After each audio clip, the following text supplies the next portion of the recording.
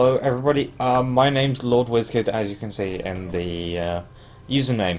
What I'm planning to do here today is to show you guys spectating and how it works and the couple of problems a lot of people see and exactly what exactly why there's a lot of people that don't really know how to use spectator. So one thing that I'm going to say to start off with, I may forget a couple of things. If I do forget them, please ask them in the comments if you think that there may be a way of doing it, or if you know how to do it and I didn't say it, please say them as well. It'll mean that we can actually make sure that every single bit of information is going to people, because there is a lot of information out there that a lot of people don't know. So to start off with, there is something in the game you guys probably know about already called auto slow-mo. Now, what auto slow-mo is what it says. Whenever you have an ultimate that goes off, it slows down the game. It slows down the speed of the game, so you can't actually see. So it slows that down. Now, there is a very easy way of actually turning this off completely, which is by going into the battle game files. I'm not going to say how unless hires are going to allow me to, but there is a way to do it, and it's pretty simple.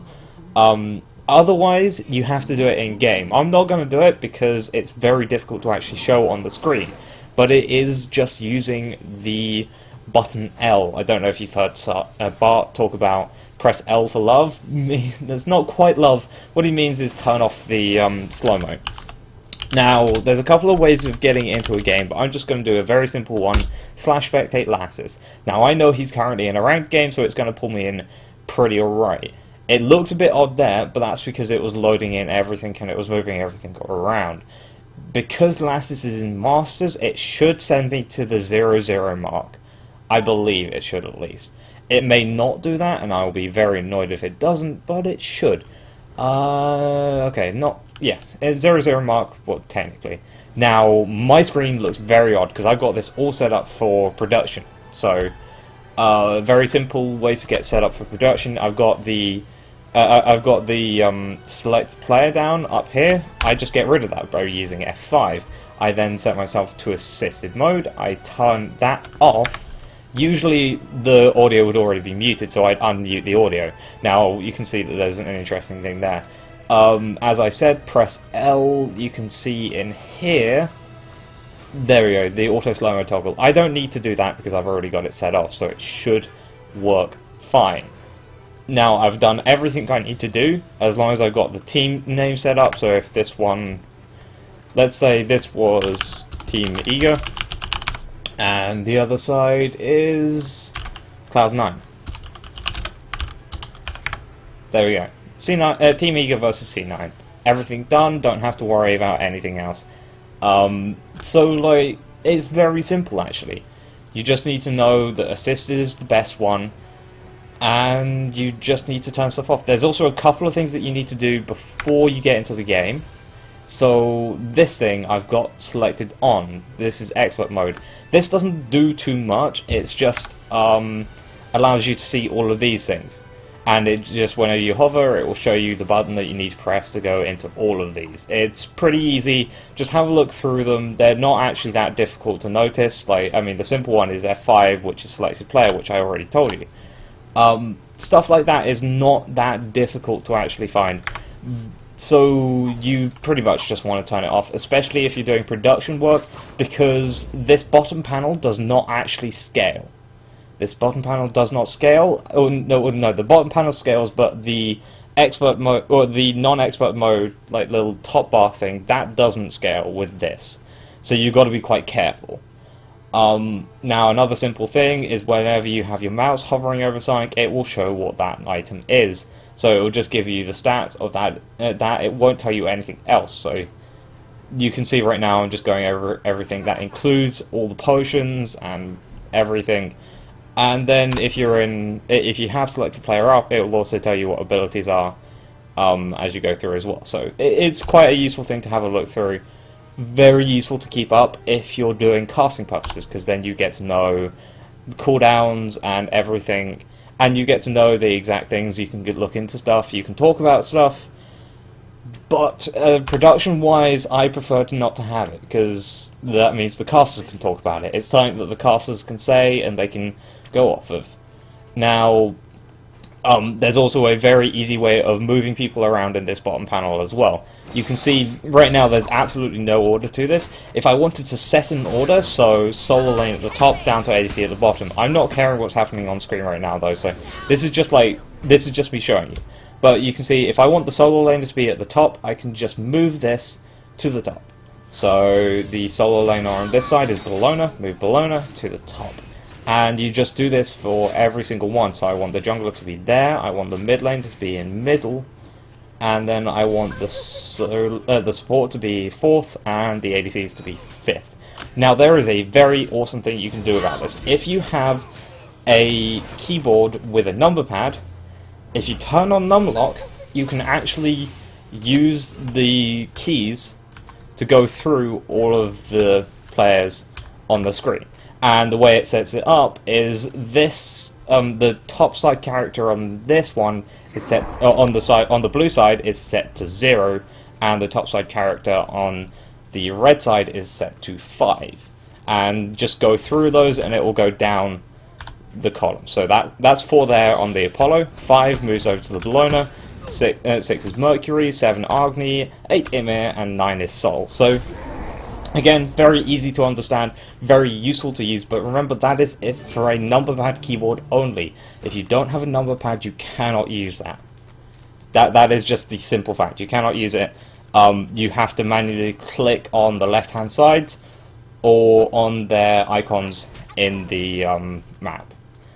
Or you can move around using keys, but it's very difficult to actually move, and it takes quite a long time to get over to places, so much easier just to click on them or something like that.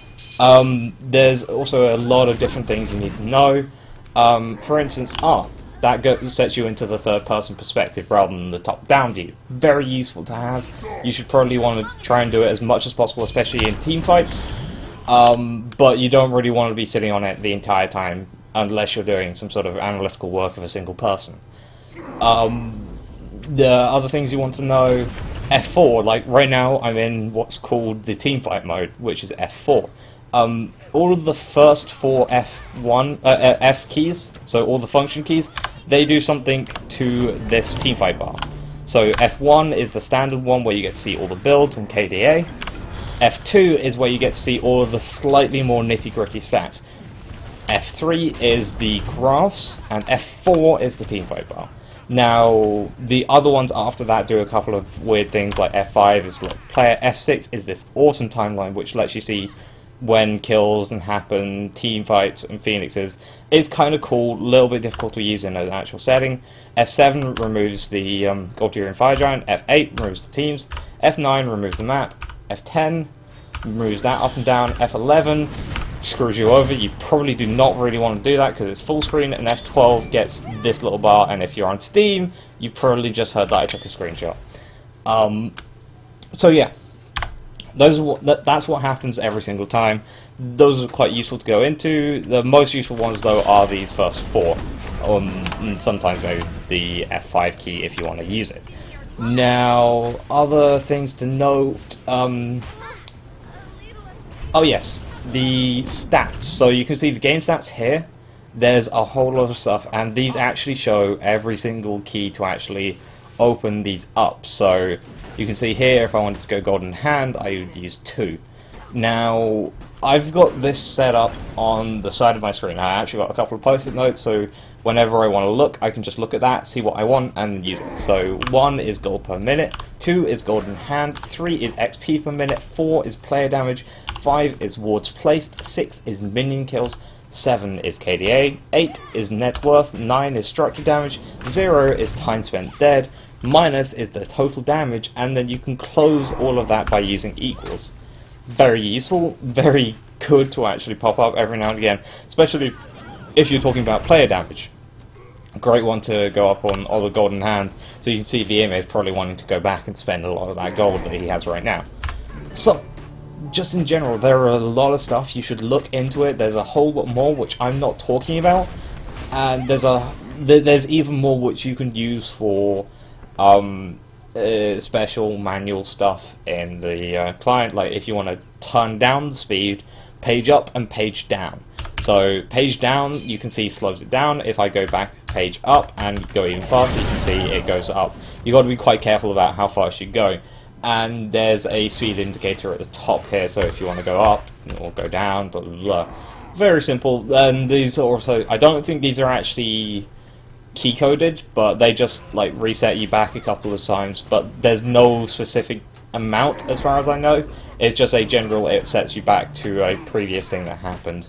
So you've got to be careful about trying to use those, and you don't be using them if you're doing production work for a tournament or something like that. You really don't want to. Gold Fury, Fire Giant, you can see at the bottom right, perfectly fine, everything's normal, you don't need to touch them. Also, speaking of, I've got this all set up for challenges. I've not actually got this set, like, this is not the way Hyras run stuff. This is all Challenger Cup, how we do stuff there, so it may look a little different in some cases. So just be warned, because usually these two are up in the top left, and they're very small, so you can't see when a Gold Fury or Fire Giant's actually taken, and which team it's on. So again, tiny little things like that you've got to be careful of.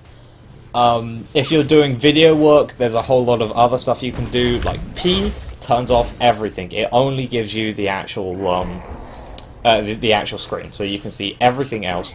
You just can't see all of the UI, but you can turn that back on. And then certain other random buttons, just if you're looking to do video work, I would suggest looking into all of these.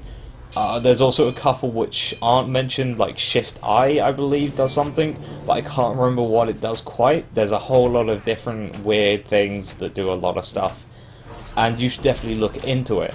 So yeah, that is a very simple, and I tried to keep this as brief as possible, guide on how to do basic spectating. I'll just go through a little bit of it right now just to see give you a good idea and do a little bit of casting as well. So right now you can see the Mercury currently is trying to do as much damage to the hell as possible, but there's going to be a great image wall. Dead Care is going to get blocked out. Now Pomponius is going to turn around, try and do what damage he can, but the Silver Ultimate is not going to be able to do anything to him. Mercury falls down to Pomponius. Now Fool's Idol's going to get rooted away from Pomponius as well. He's just got a little bit more damage to do. The Scourge misses, and that's going to be him going down. Agni is well looking for what he can, but it's not going to be enough. The Soul comes in as well. She's looking for the finish off the Scylla here, but is she going to be able to? On about half health already, going to use the ultimate to try and get air, but not going to hit anyone. Now Pomponius is going to come back in, healing up a little bit, going to find Jet Hindler, then Lassus is going to go over the wall, is going to be able to escape, and now Barracuda is going to go into the Incorporeal, trying to chase out Pomponius. Pomponius cannot be killed though, as he is held, so Barracuda's just got to try and disengage from this, but he is doing quite a bit of poke damage. You can see the Solar Burst right there is going to be able to knock them away a little bit, but he's still not going to be able to go into them. So that's just a quick idea of how you can do stuff. You can still do production while casting, it's not that difficult.